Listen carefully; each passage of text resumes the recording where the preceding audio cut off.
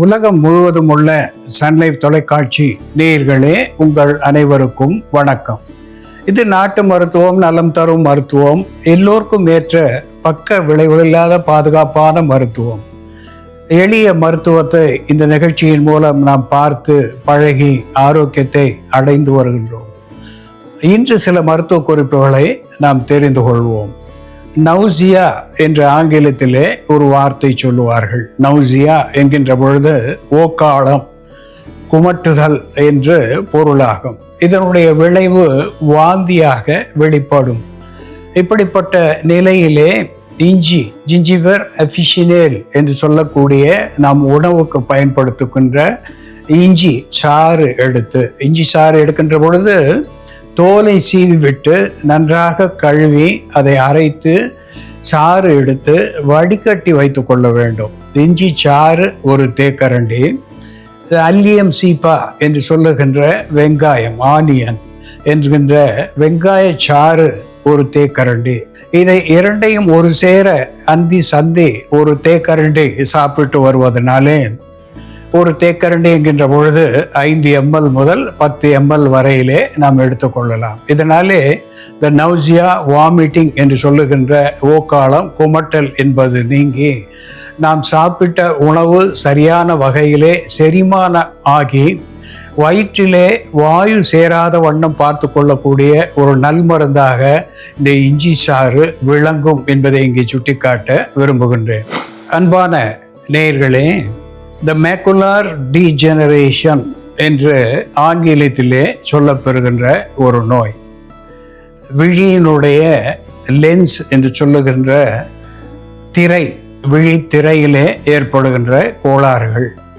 இதற்கு சர்க்கரை நோய், பிபி என்று சொல்லுகின்ற குருதி அழுத்தம், இதனாலே ஏற்படுகின்ற ஒரு நோயாக விளங்கும். அது மட்டுமல்லாமல் கிளாக்கோமா என்று ஆங்கிலத்திலே சொல்லக்கூடிய கண்களிலே ஏற்படுகின்ற இரத்த அழுத்தம் ஒரு காரணமாக இருந்து இரத்த கசிவு ஏற்பட்டு விழி திரையின் மேலே இரத்தம் படிந்து கண் பார்வை மங்குதல், கண் பார்வை இழத்தல் என்கின்ற நிலையை மேக்குலர் டீஜெனரேஷன் என்று ஆங்கிலத்திலே சொல்லுவது வழக்கம். சாதாரணமாக 40 வயதுக்கு மேற்பட்டவர்களுக்கு பார்வை குறைபாடு என்பது ஏற்படுவது இயல்பு. இந்த 40 வயதுக்கு மேற்பட்டவர்கள் அடிக்கடி பப்பாளி பழம் சாப்பிடுவது அல்லது மாம்பழத்தை தினம் ஒரு 100 கிராம் அளவுக்கு சாப்பிட்டு வருவதனாலே இந்த மேக்குலர் டீஜெனரேஷன் என்று சொல்லக்கூடிய கண் பார்வை குறைபாட்டை போக்கக்கூடிய வகையிலே இது விட்டமின் ஏ, டி சேர்ந்த ஒரு உணவாக இருந்து பீட்டா கெரோட்டின் என்கின்ற சத்துவத்தை விழிகளுக்கு கொடுத்து, விழி நரம்புகளுக்கு கொடுத்து கண் பார்வையை சரிப்படுத்தும். இந்த மேக்குலர் டீஜெனரேஷன் என்கின்ற நோய் வாராமல் தடுக்கும் என்பதையும் சுட்டிக்காட்ட விரும்புகின்றேன்.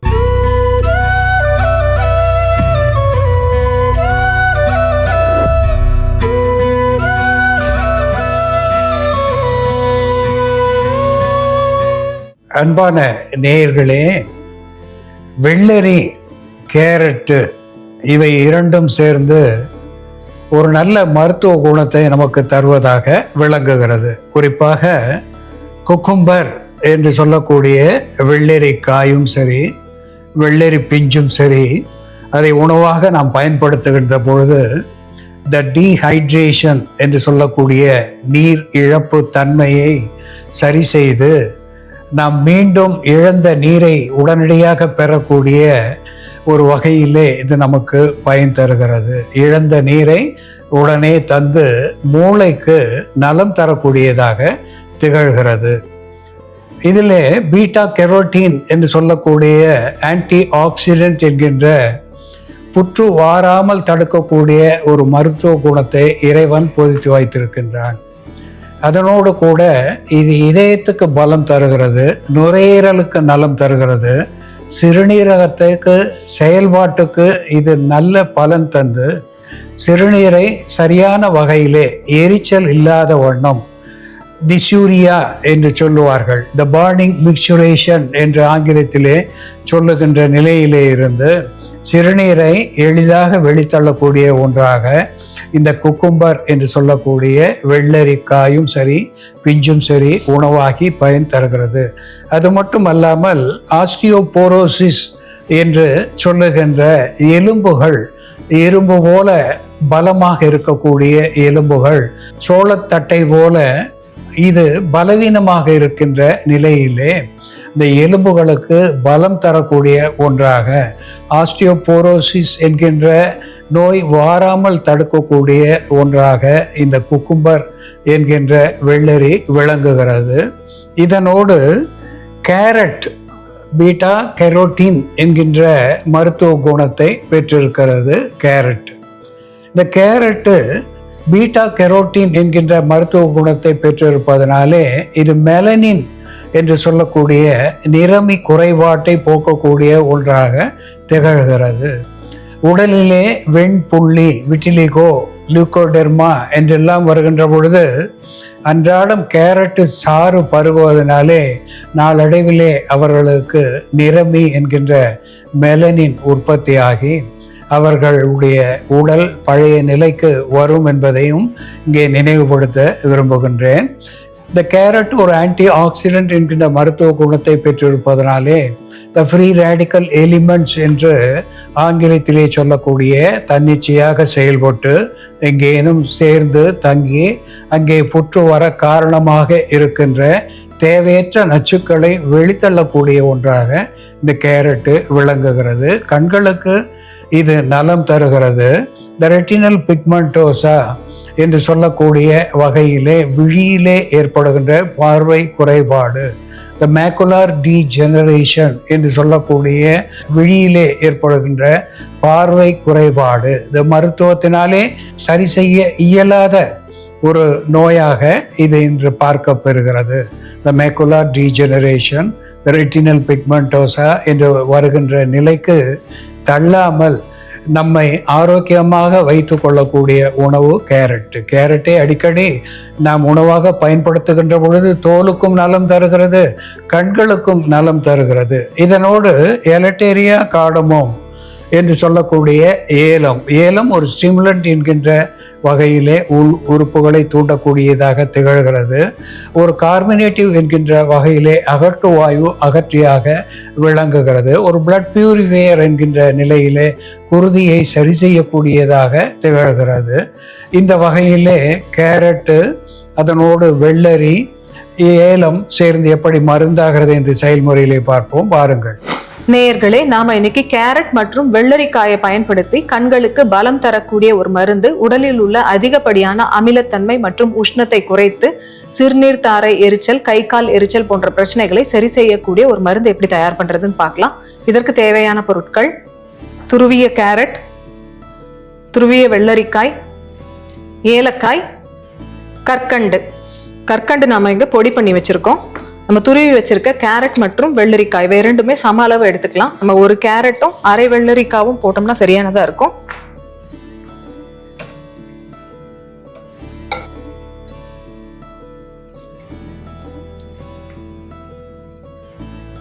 இதோட ஏலக்காய் கொஞ்சம் சேர்த்துக்கலாம்.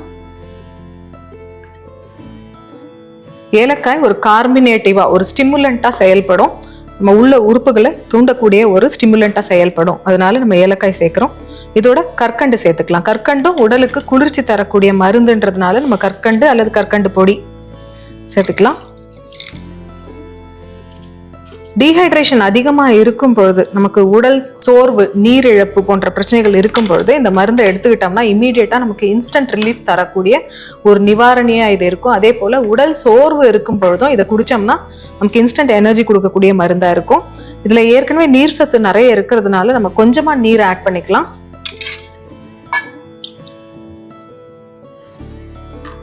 சர்க்கரை நோயாளிகள் கற்கண்டுக்கு பதில் உப்பு மிளகு சேர்த்துக்கலாம். இதுல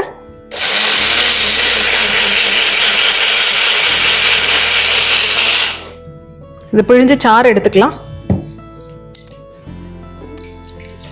நம்ம கொஞ்சம் தான் இதுல நீர் ஆட் பண்ணோம். நல்ல ஒரு ஸ்ட்ராங் ஜூஸா இருக்கும் இது. பாடி ஹீட்டை இம்மீடியட்டாக கம்மி பண்ணி நமக்கு சிறுநீர் தாரை எரிச்சல், கண்களில் ஏற்படக்கூடிய எரிச்சல் இது எல்லாமே கம்மியாகும். அதே போல் ஒரு சிலருக்கு சிறுநீர் கலங்கலாக வரும், கிளியராக இல்லாமல் அடர்த்தியாகவும் மஞ்சள் நிறத்துலையும் இருக்கும். அப்படி இருக்கும்பொழுது நம்ம இந்த மருந்தை ஒரு 2-3 வேளை எடுத்துக்கிட்டோம்னாலே சிறுநீர் நல்லா தெளிவாக கழியும். அதே போல் மஞ்சள் நிறமும் மாறும். சிறுநீர் சுரக்கு, வாந்தி, குமட்டல் போன்ற பிரச்சனை இருக்கும்பொழுது இந்த மருந்து எடுத்துக்கலாம். அதே போல மஞ்சள் காமால இருக்கிறவங்களும் தொடர்ந்து இந்த மருந்து எடுத்துட்டு வரும்பொழுது ரத்தத்தில் உள்ள பிலிருபின் அளவு கம்மியாகும். கேரட், வெள்ளரிக்காய், ஏலக்காய் மற்றும் கற்கண்டு சேர்ந்த இந்த மருந்தை தொடர்ந்து எடுத்துட்டு வரும்பொழுது உடலில் உள்ள அதிகப்படியான அமிலத்தன்மையும் உஷ்ணத்தையும் குறைக்கக்கூடிய மருந்தாகவும், கண்களுக்கு பலம் தரக்கூடிய மருந்தாகவும், கல்லீரல் நோய்களை போக்கக்கூடிய மருந்தாகவும் இது செயல்படும். அன்பான நேயர்களே, வருகின்ற ஓரிரு மாதங்களிலே வெயிலை நாம் எதிர்நோக்கி இருக்கின்றோம். இந்த வெயிலிலே நாம் பயணிப்பதனாலே வியர்வை அதிகமாவது இயற்கை.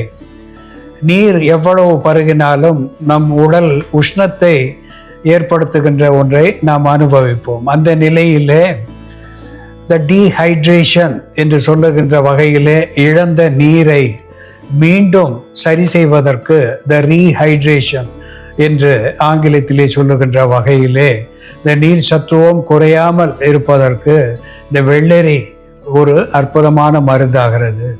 இந்த வெள்ளரியோடு கேரட் சேருகின்ற பொழுது விட்டமின் டி அண்ட் ஏ என்று சொல்லக்கூடிய விட்டமின்களை நமக்கு தரக்கூடியதாக விளங்குகிறது. விட்டமின் ஏ ஒரு ஆன்டி ஆக்சிடென்ட் என்கின்ற மருத்துவ குணத்தை பெற்று புற்று வாராமல் தடுக்கின்ற ஒன்றாக விளங்குகிறது.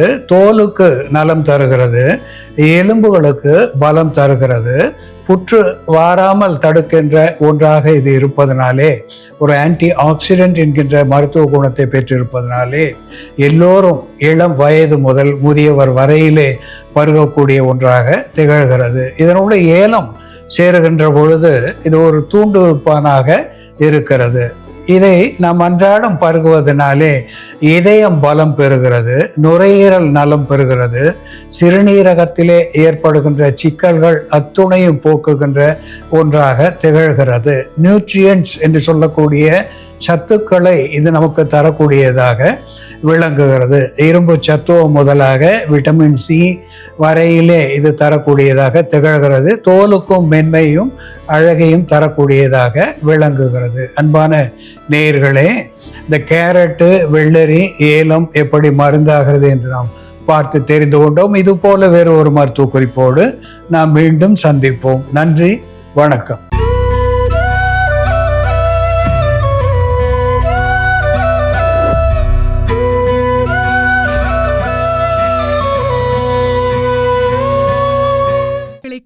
சன் லைஃப் சேனலை சப்ஸ்கிரைப் பண்ணுங்க.